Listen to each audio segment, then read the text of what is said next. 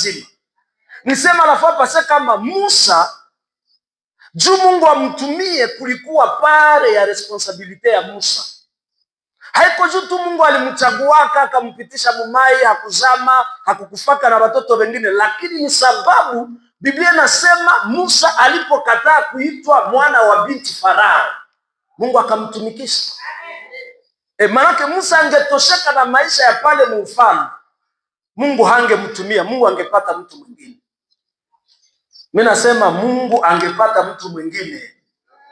Juu kuko watu wenyewe wanasemaka saa Elia, Mungu nimebakia mie peke, mimi ndio muimbaji wa dire, mie ndio muombaji wa hatari, mhubiri wa danje mwa ile kanisa. Mungu aliambiaka Elia, unajidanganya, niko na maelfu. Mungu akaambia Elia, pamoja na kama mimi wewe ndio niko natumikisha sai kwa hii vita na manabii wa Baali, usizanie wewe peke ndio mtumishi, reserve ziko, ni wakati yako. Sasa niko nataka ambia mtu moya, haiko juu Mungu amekutumia, amekupatia kipaji, wewe unashinda watu vipaji. Niko naambia watu sehemu kule chini kuko mahubiri ya ajabu.